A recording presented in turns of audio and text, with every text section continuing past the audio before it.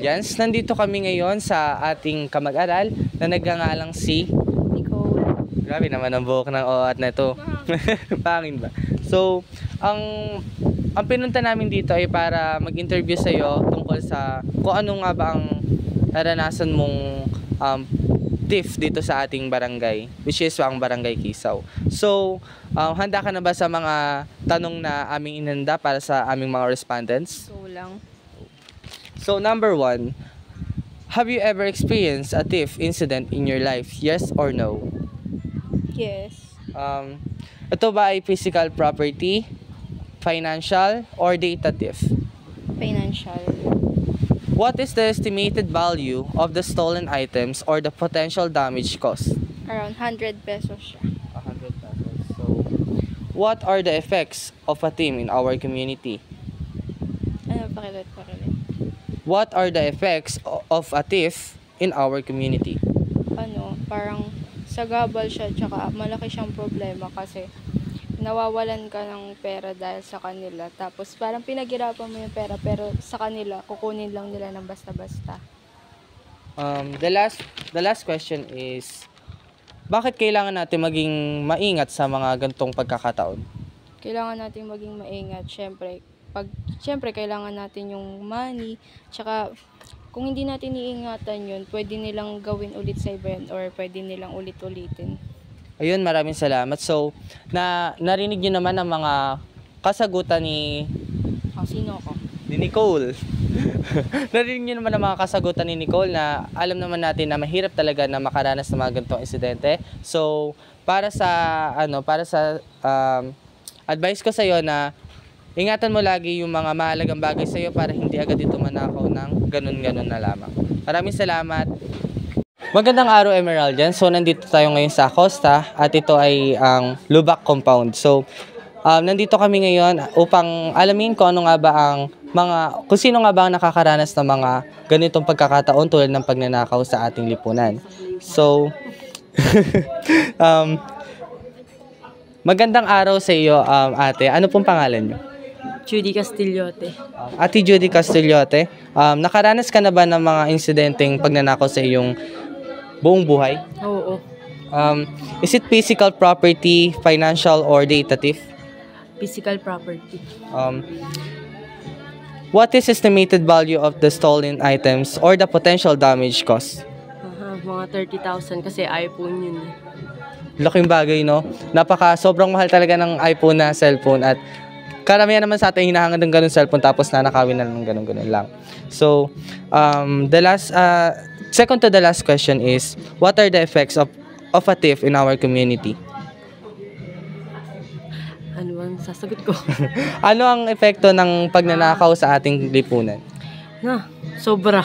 Pinaghihirapan mo tapos nanakawin lang ng ganun-ganun lang. Diba? Parang ang sakit-sakit isipin na lumalaban ka ng patas sa buhay tapos sila ganun lang gagawin.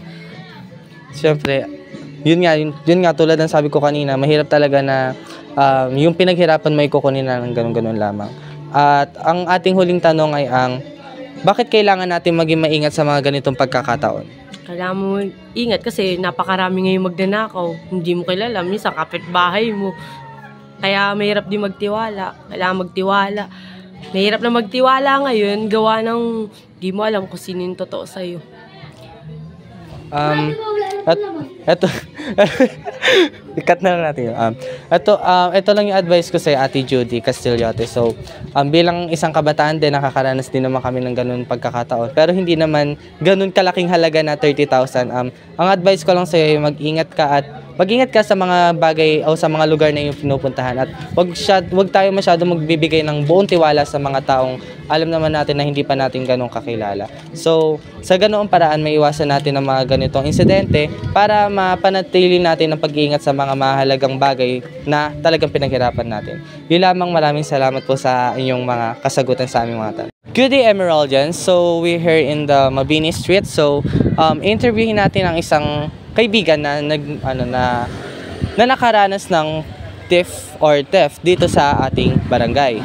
So, ang aming topic ay about the impact of the theft on the safety and security of Barangay Kisao residents. So, we're here in their house. So, dito, interviewin natin siya kung ano nga ba talaga ang pakiramdam ng nanakawan ng isang bagay na talaga namang mahalaga para sa kanya.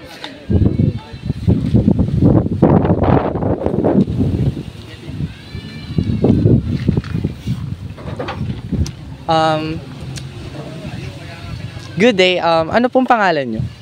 Mara po. Sobra namang pagka-demure ng tao na to. So, pwede po ba namin kayo may interview para po sa aming research? Yes. Yes. Thank you. So, naatasan kasi kami ngayon ng aming major ng aming professor sa English na mag-interview about sa topic namin sa research. So, ang aming unang tanong ay have you ever experienced a thief incident in your life? Yes or no? Yes. Is it physical, property, financial, or data theft? Financial. And what is that thing? Yung pera ko, kasi di ba, nagba-volleyball kasi kami nun. Alam ko isa yun sa mga ka-volleyball namin, pero nawala yung 500 ko sa court mismo. Kaya financial siya. What is the estimated value of the stolen item or the potential damage caused? 500. What are the effects of a thief in our community? Syempre, parang pag nawalan ka ng bagay, parang, di ba sabi nga, may purposes naman yun pag nawawala sa'yo. Pero, mahirap kasi mawalan kasi minsan kailangan din natin yung pera na yun. Parang deeply needed natin yun, tapos bigla na lang mawawala. So, parang yung effect nun sa akin, parang nakakalungkot naman kasi binigay lang sa akin yung pera na yun. Ganun talaga kahalaga yung bagay na yun. Siyempre, alam naman natin sa mundong to, sa komunidad natin na kailangan talaga natin ng mga financial, lalo na sa pag meron tayong financial problem. So, the last question is, why do we need to be careful of thieves? Kasi hindi naman natin alam hindi naman natin kilala kung sino, tsaka normal lang din kasi sila na tao, normal looking, gano'n. Hindi naman natin alam kung magnanakaw ba sila or ano. Katulad nga nung si ganyan, walang drop name. Pero kasi, magnanakaw talaga siya. Parang everything na, kahit every money na maiiwan namin, ninanakaw niya. Pero, sa Facebook, napaka niya naman. Ganun. Parang siyang rich kid. Tapos magnanakaw pala, kaya ayun. Hindi naman natin alam. Maraming salamat sa iyong mga kasagutan para sa aming mga questions. So, advice ko lang sa iyo na palagi ka mag-iingat sa mga bagay na sa mga lugar na pinupuntahan mo para maiwasan mo yung mga gantong sitwasyon o sa mga gantong insidente. So, para mapanatili natin ang kaligtasan ng bawat isa at lalo na ng mga mahalagang bagay para sa atin. Yun lamang, maraming salamat sa iyong mga kasagutan. Good day, Emeraldian. So, nandito tayo ngayon sa E. Acosta Street sa Bora Compound. At nandito tayo ngayon upang interviewin ang ating kabarangay na si Ate Loan Ohena. Ate Loan. So, nandito po kami, Ate Loan, upang kami po ay mag-interview para po sa aming research defense o sa research title defense. At ito po ay ang pinamagatang thief sa ating barangay. So, meron kami mga inihandang mga katanungan upang mapatunayan po na kayo po talaga ay nakaranas ng mga ganitong insidente. Handa na po ba kayong sagutin po ang aming mga katanungan? Yes po. Number 1, have you ever experienced a thief incident in your life? Yes or no? Yes. Is it physical property, financial, or data theft? Physical property. What is this thing?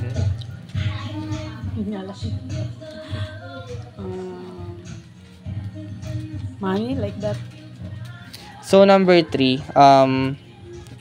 is this there's potential damage will cause? Yes.